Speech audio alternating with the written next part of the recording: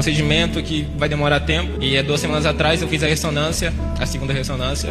E saindo da ressonância, o médico chegou pra mim e falou: Estevam, você tá com dor, você tá com alguma coisa? Eu falei: não, doutor, tô super tranquilo, acho que dá pra até jogar já.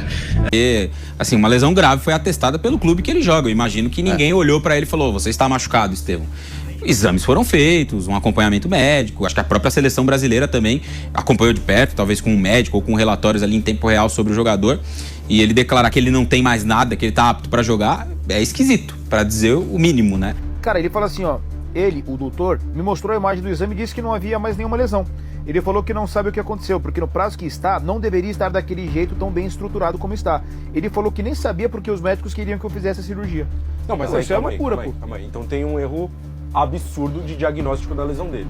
Rapaziada, vocês viram que o Estevam está sumido e do nada ele resolveu aparecer? Pois é, alerta de polêmica, hein? Alerta de polêmica.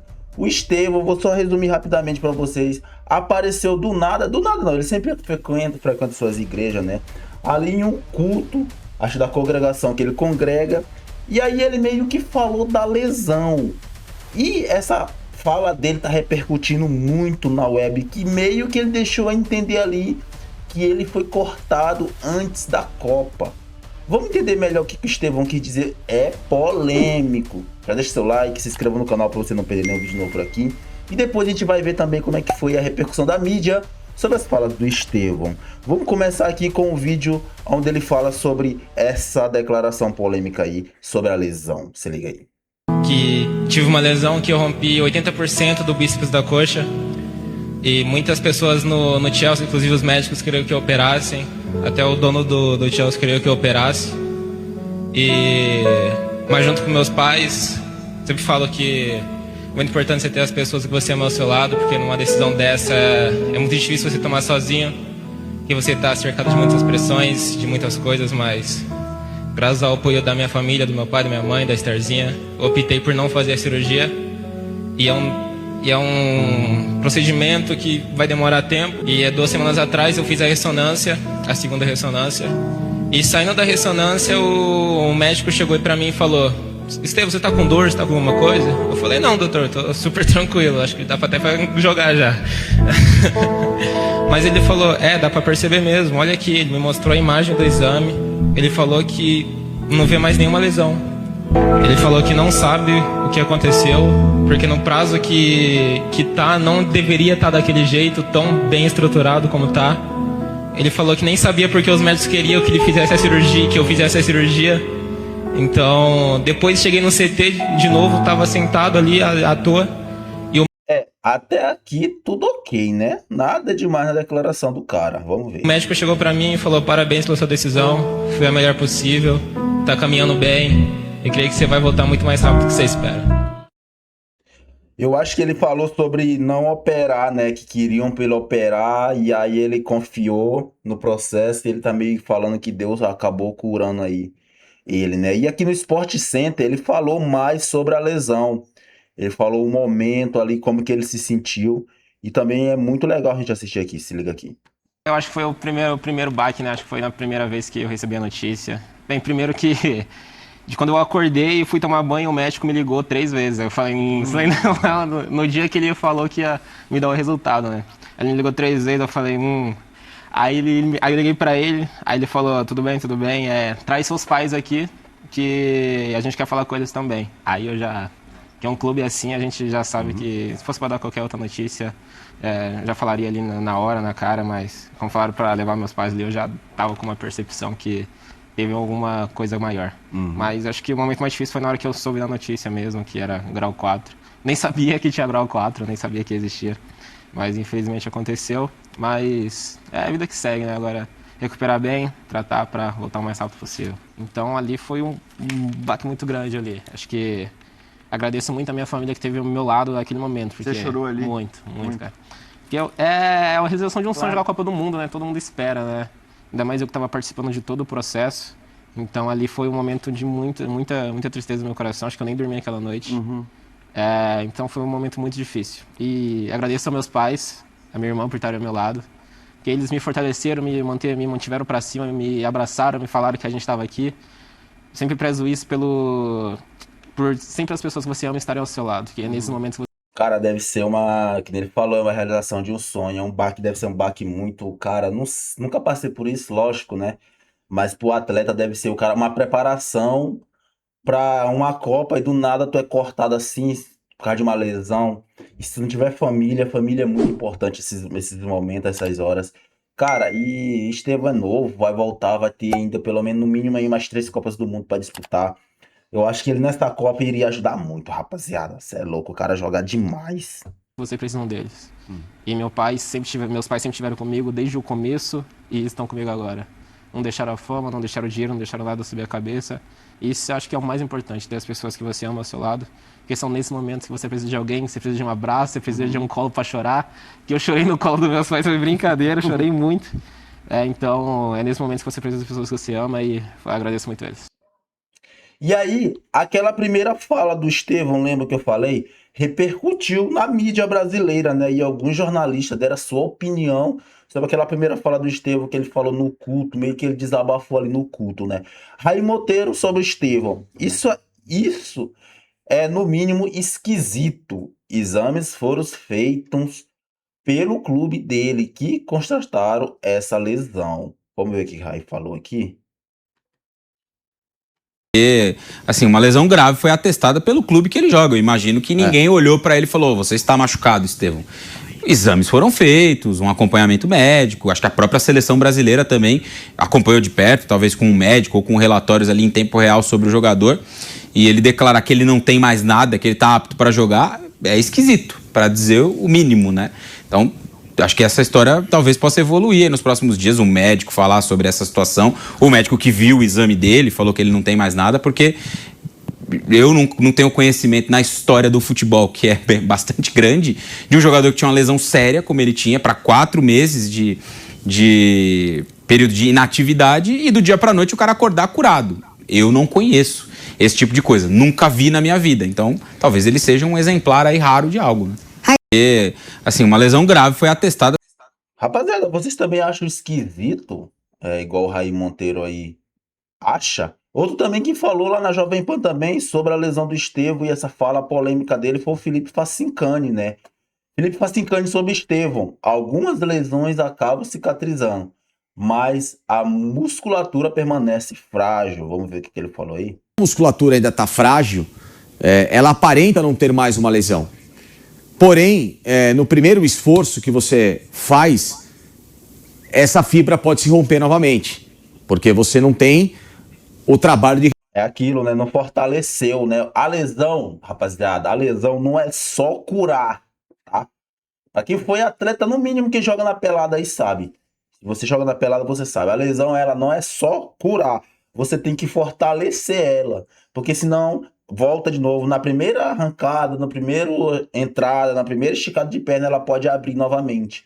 Então não é só, ela meio que curou ali artificialmente, mas ela precisa, aquele músculo precisa ficar forte de novo, então tem que fazer o fortalecimento, senão rompe de novo. E reforço muscular feito ao tempo necessário para que você crie novamente toda a estrutura que faça com que esse músculo ganhe o enrijecimento necessário, e aí, naturalmente, você possa trabalhar com a carga da qual eles estão acostumados. Sim. Isso aconteceu muitas vezes no Palmeiras com o Valdívia. O Valdívia, ele tinha lesão, aí ele recuperava. Aí, como o time dependia muito dele, ele voltava. E aí, essa cicatrização gerava a chamada fibrose. Acontece um pouco com o Arrascaeta, vocês percebem? O Arrascaeta parece que nunca volta no prazo que é para voltar, porque o time depende muito dele. O Flamengo fez contratações para substituir o Arrascaeta, mas nenhuma dessas contratações funcionaram. E aí o Arrascaeta sempre tá tendo que acelerar o processo da Arrascaeta. Esse caso que ele citou o Valdívia, hoje eu vejo muito acontecer com o Arrascaeta, lembra muito, inclusive. Fibrose, né?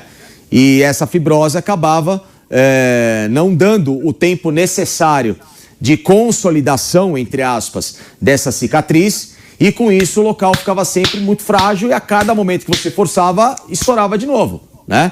Não, a cicatrização não era completa.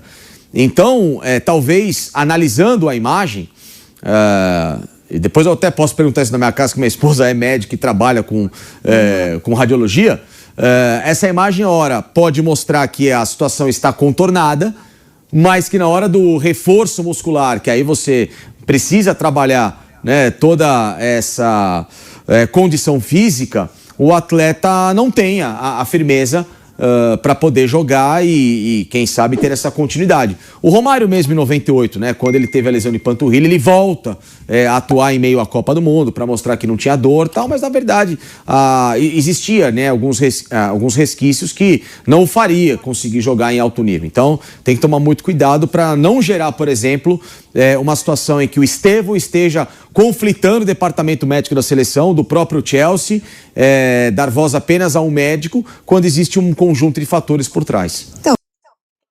E aí, essa declaração, vamos ver como que o pessoal da TNT viu essa declaração do Estevão, e eles também têm uma opinião bastante curiosa. Vamos ver aqui.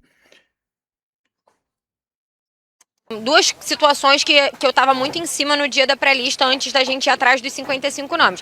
Era sobre a situação do Neymar, uma delas, e a segunda sobre o Estevão, né? Que a gente sabia que a lesão era grave, que o Chelsea queria operar, não queria nem liberar o Estevão para vir tratar no Brasil, e que a gente queria entender como a CBF ia agir, né? Se eles iam seguir com o Estevão na pré-lista, levando em consideração que pudessem convocar e depois até o dia 11 mudar, ou se não iria nem na pré-lista. E isso foi, né, esperado ali até o fim para que a seleção pudesse respeitar a hierarquia e o clube está no topo dessa hierarquia, aguardar as informações que viessem de lá para poder tomar a decisão. E as informações, como o Vitor falou, que a gente trouxe no dia, eram informações de que o Estevão era dúvida, inclusive para o início da temporada. Então, nesse momento, deixou de fazer sentido o Estevão estar, né, entre os 55, porque não faria sentido, ele não conseguiria ser usado nem num eventual mata-mata. E a gente está vendo, né, do mesmo jeito que o Ancelotti falou, eu acho que se fosse essa consideração de repente, ter o Estevão ali, que fosse no fim da fase de grupos, ele estaria aqui como o Neymar,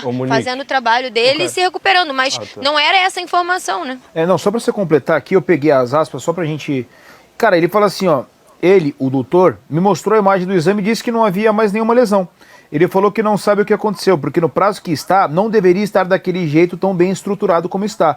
Ele falou que nem sabia porque os médicos queriam que eu fizesse a cirurgia. Não, mas isso é loucura, pô. Calma aí. Então tem um erro absurdo de diagnóstico da lesão dele. Isso, estamos de acordo? Se o Estevão está praticamente recuperado, ou tem a possibilidade de estar recuperado até aqui, me desculpa. Será, rapaziada, que o Chelsea boicotou o Estevão ou a seleção brasileira? Acho que a seleção brasileira não, mas será que o Estevão foi boicotado? Já comenta aqui a sua opinião, o que você pensa disso. Desculpa, beleza, tem o diagnóstico do Chelsea, mas a gente tá falando da Copa do Mundo, o cara é titular da seleção brasileira da Copa do Mundo. Jogadores descendo. E o departamento médico da seleção brasileira não entra no meio ou entra e só simplesmente acredita no que o Chelsea falou e não toma as rédeas da situação. Mas não pode, Caio. Pô, eu Eles acho... não podem interferir. É que não tem como. A CBF não consegue ultrapassar o limite do clube. Entendeu? O clube tem que abrir essa porta. Tinha duas...